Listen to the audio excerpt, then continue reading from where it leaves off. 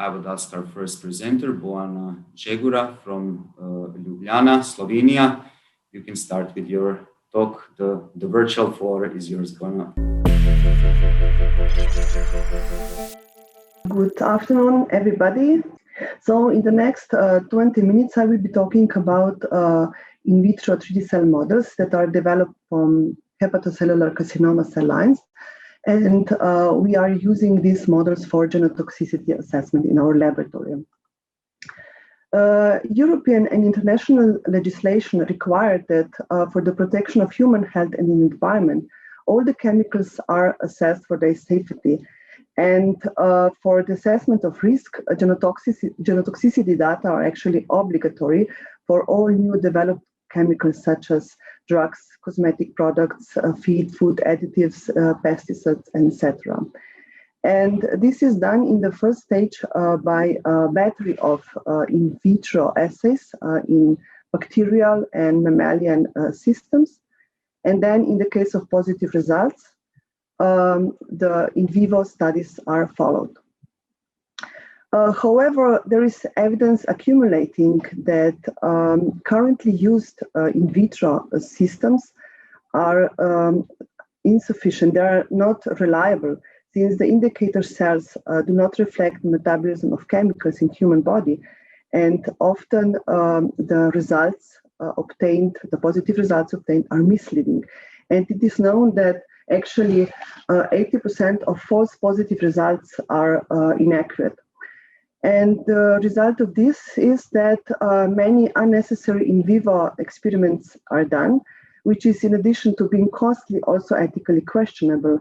And it's not in compliance with the European legislation, which regulates the use of laboratory animals in order to protect their well-being and welfare.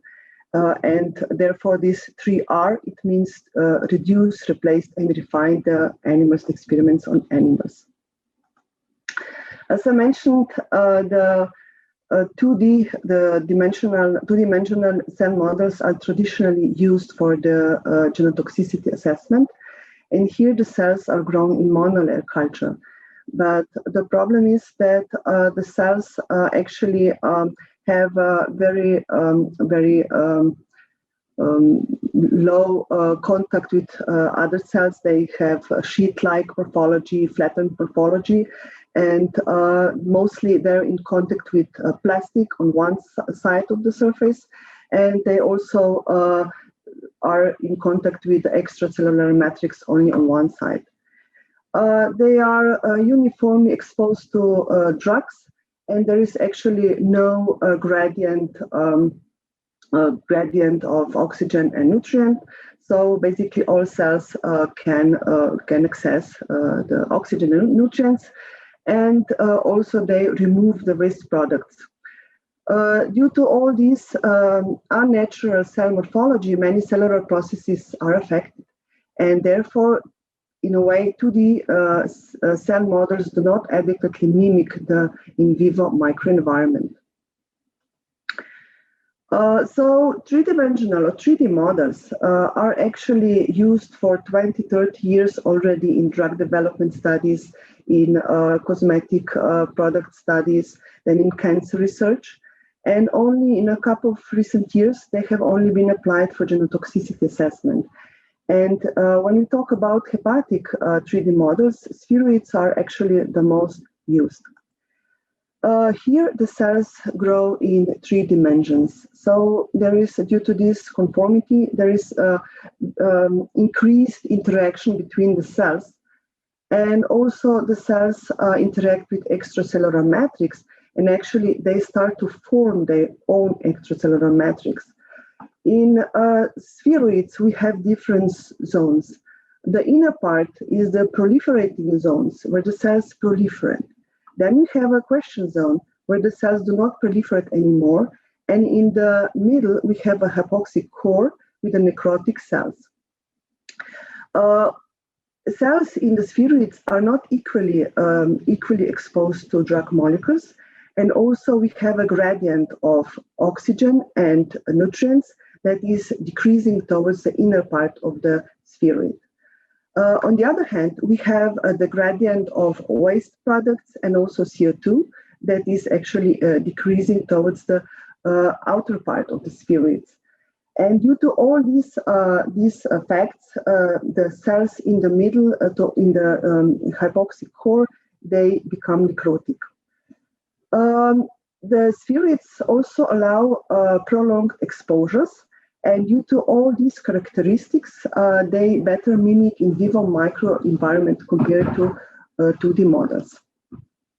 So recently, spheroids from hepatocellular carcinoma cell lines are developed, and they are considered as already a good alternative to in vitro cell models 2D. Beside the characteristic I already mentioned, these cells in 3D show higher cell differentiation and cell morphology. They also have increased markers of differentiation and polarized hepatocytes, and they have increased level of liver-specific functions, such as the expression of genes that are related to xenobiotic metabolism, and they also form, with time, bile canalicular-like structures. So at the end, we can say that these models can reduce the laboratory animals, so they are in compliance with the 3R strategy.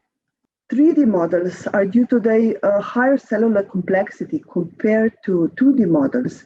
They can breach the gap between the 2D models and animal in vivo experiments. So in our laboratory, we are developing, as I already mentioned, spheroids from hepatocellular carcinoma cell lines, such as HepG2 cells.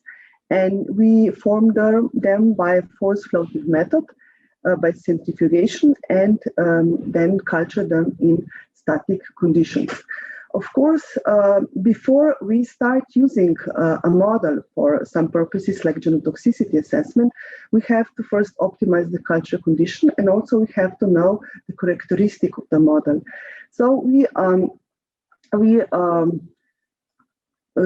seeded different density of the cells. Here are shown only two densities, 3,000 initial density of 3,000 cells per spheroid, which I will call smaller spheroids later on, and 6,000 cells per spheroid, the initial density, which I will call larger spheroids.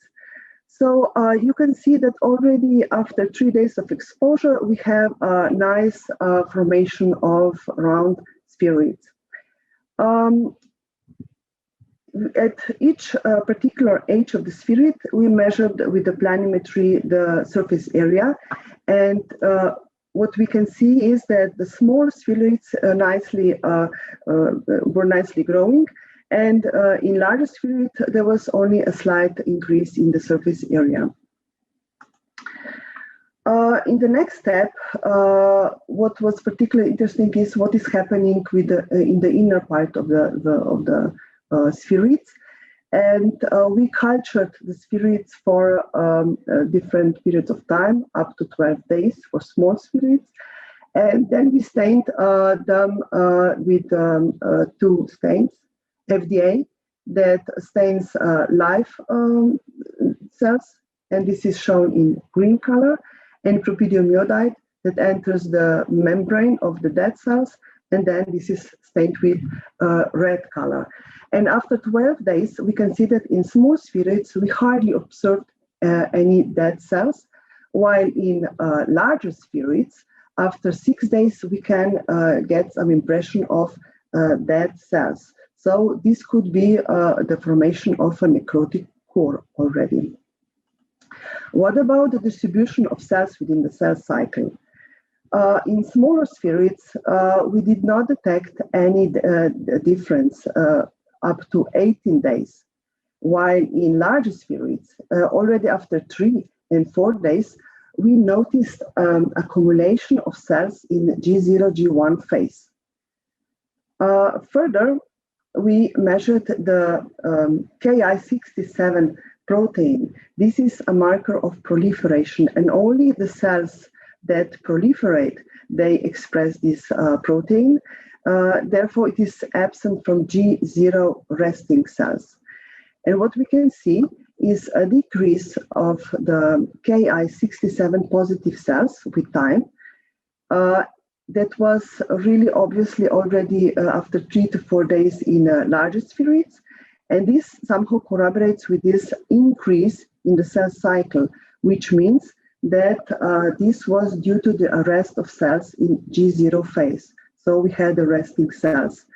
Then in smaller spheroids, we also measured the mRNA level of genes that are related to cell proliferation cell cycle. And we can see that during the time of the cultivation, all 3 genes were downregulated. This was normalized to control, which is denoted by 1, it's a dotted line. And all these data together show that in spheroids, we have a decrease of proliferation of cells with time. Then, of course, when we have a hepatic model, we want that this model express hepatic markers. And by measuring the mRNA level of 2 important markers, this is alpha-fetoprotein and albumin, we notice that already after 3 days of culturing, the small spheroids express these 2 markers to a higher level. Again, this is compared to 2D models, which is denoted by the dotted line. We observed the highest increase of the expression after 10, 12 days, and then we noticed a plateau. Further, the expression of genes encoding the enzymes from the phase 1 and 2 phase metabolism of xenobiotic. This is also very important when we want to assess the genotoxicity and also metabolism of progenotoxic compounds. And what we can see, I don't want that we go into details here, but to pay attention that cytochromes were upregulated compared to the 2D models. This is again the dotted line. And particularly important is the CYP3A4 that is hardly expressed in 2D HepG2 cells. Also, the phase 2 enzymes were upregulated to a higher extent. In particular, important are sulfotransferases and N-acetyltransferases that again are expressed in monolayer cultures in a very low level. So from these results, we can say that compared to 2D models, 3D have increased mRNA level of liver-specific markers and phase 1 and 2 metabolic enzymes. Therefore, we can say that 3D model is more metabolically competent model. When we a little bit characterize model, we use it for genotoxicity assessment with the Comet assay.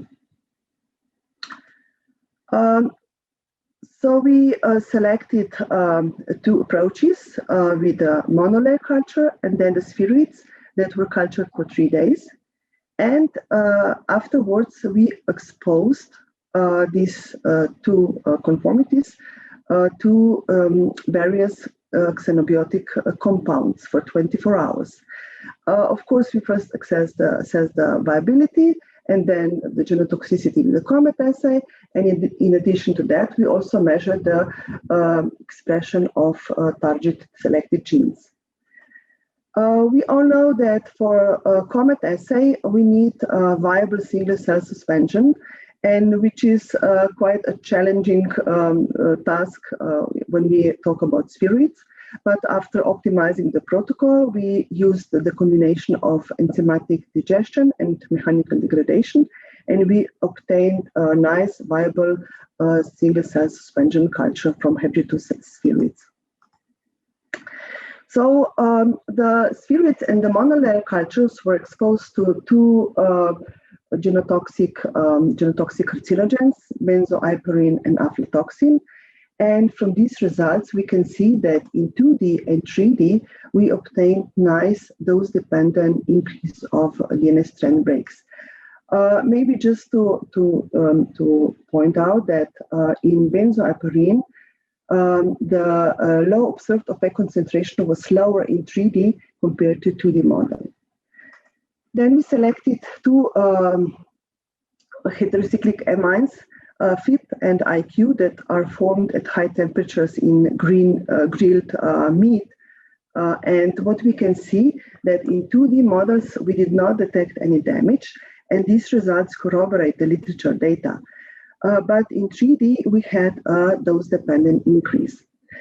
In addition to these four indirectly active genotoxic compounds, we selected also one that is directly acting. This is etoposide. It's a cytostatic drug. And we can see that in both systems, we had an increase of DNA damage.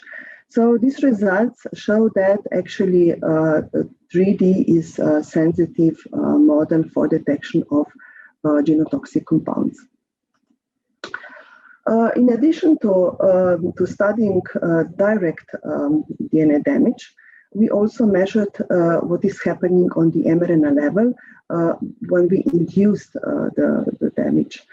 And here we see that all five compounds induced phase 1 and phase 2 enzymes, meaning that again confirming that the system is metabolically competent and we can detect the metabolism of these drugs.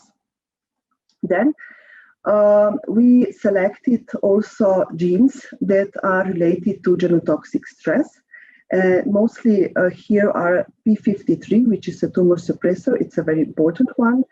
And it's downstream regulated genes like CDKNA1 that is encoding the P21, an important one in the cell cycle regulation and damage response.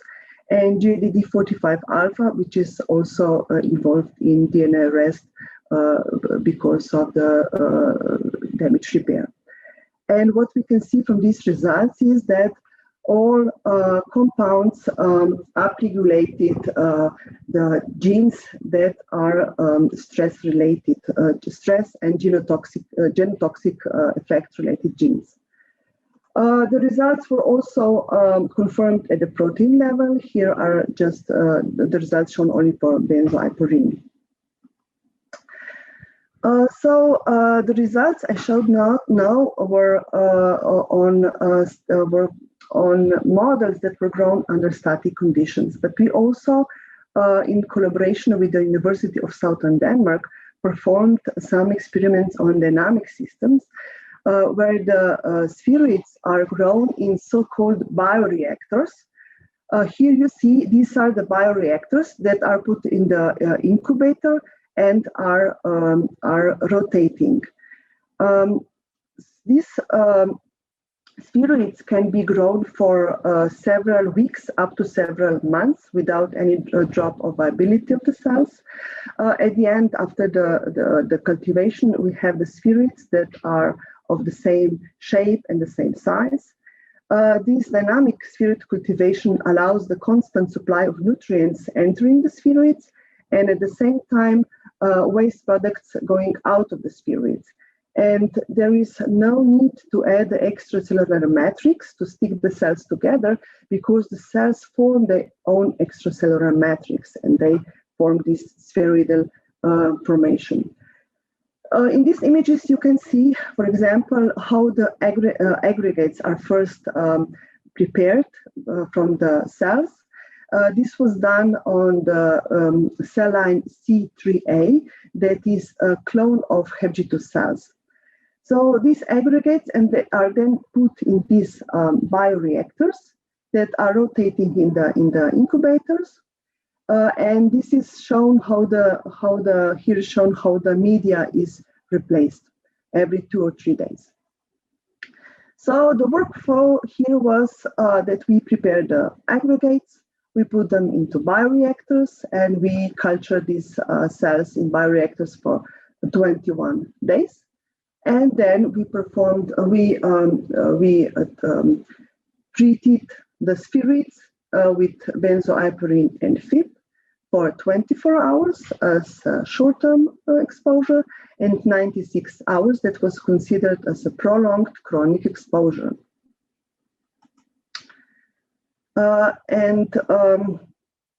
The Comet assay results show that benzoapirin increased DNA damage after both exposure times, even more after prolonged exposure, 96 hours. Similarly, we observed also for HIP, after 24 hours, dose-dependent increase of DNA damage, but this was not seen after 96 hours. We measured the genes that are involved in the metabolism, phase 1 and phase 2, after short and prolonged exposure, and benzoapirin in both times induced really nicely induced the mRNA level of phase 1 and phase 2 enzymes, particularly after 96 hours. And also for FIP, we detected upregulation of phase 1 and phase 2 enzymes, but to a lesser extent also after 96 hours. Then the genes that are related to DNA damage response. The results show that in benzoapirin, all selected and studied genes were upregulated, again confirming the genotoxic activity of the compound. And also FIP increased the expression of these genes, but only after 24 hours, not after 96 hours. This was not detected. If you remember the results of the Comet assay, we can see that we did not detect damage. So this might be related somehow. Maybe the FIP was already metabolized at that time, or maybe damage was repaired. Again, we show that applied 3D cell models is a very metabolically competent model.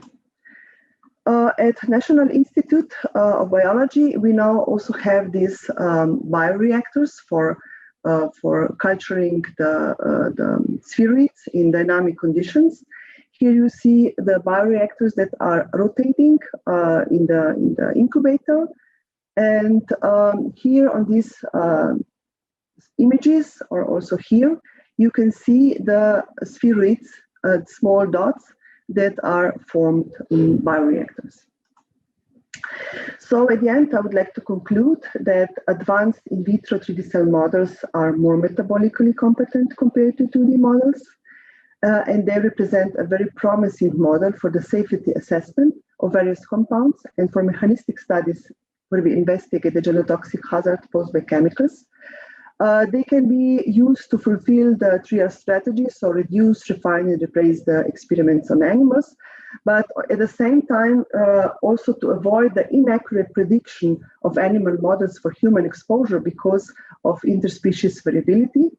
And as I already said at the beginning, that in vitro 3D models can bridge the gap between in vitro 2D cell cultures and in vivo experiments. However, further studies are needed to validate these new 3D cell models.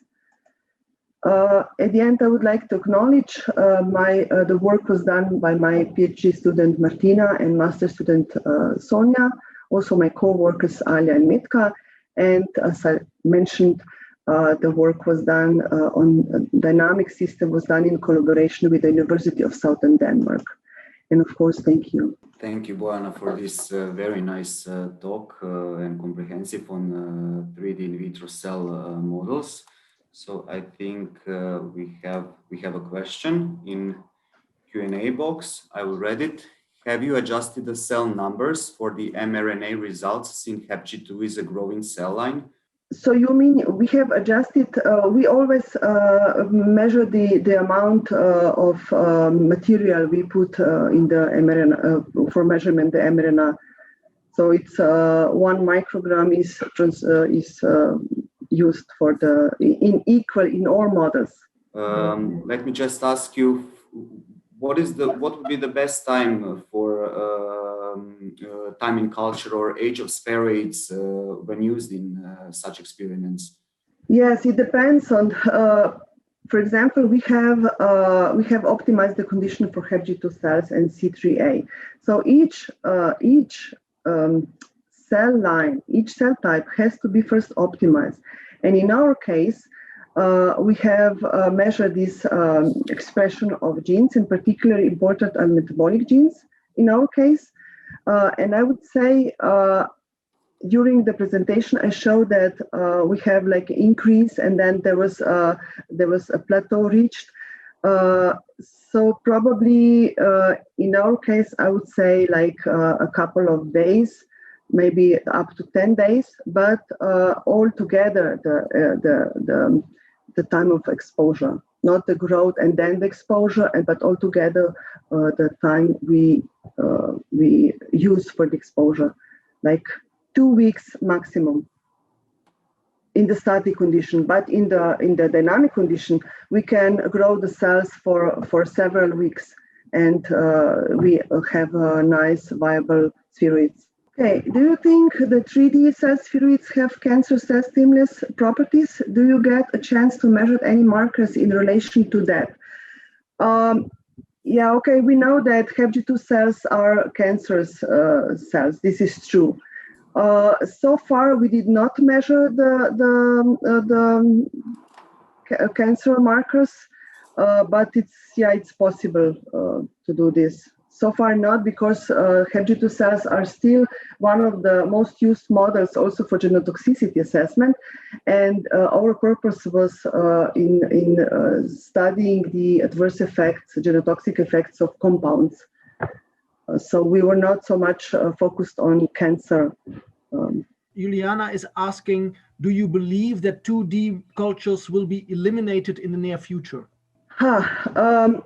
I think they will not be completely eliminated, but they might be replaced by 3D for some purposes. And what do you think? Can 3D replace 3D models? Could they replace animal testing in the future? Again, probably not replace totally, but they can reduce the amount of experiments that are performed on animals. On the other hand, for example, for cosmetic products, it's by legislation not allowed to do experiments on animals. So in cosmetic, it's already forbidden, and we use only in vitro system, 3D systems. There are many models for skin, good models, and they are used for the assessment of safety of chemicals, cosmetic products. Sorry. How is it in the cosmetics? I mean, the final product cannot be tested on animals, but each particular substance is still is. Cosmetic products are tested only in these in vitro systems, and if you have compounds that are the purpose specific compounds, okay, then you can test them in animals. But the final products, cosmetic, not anymore. Thank you, Bojana, again for really nice talk on this relatively interesting perspective.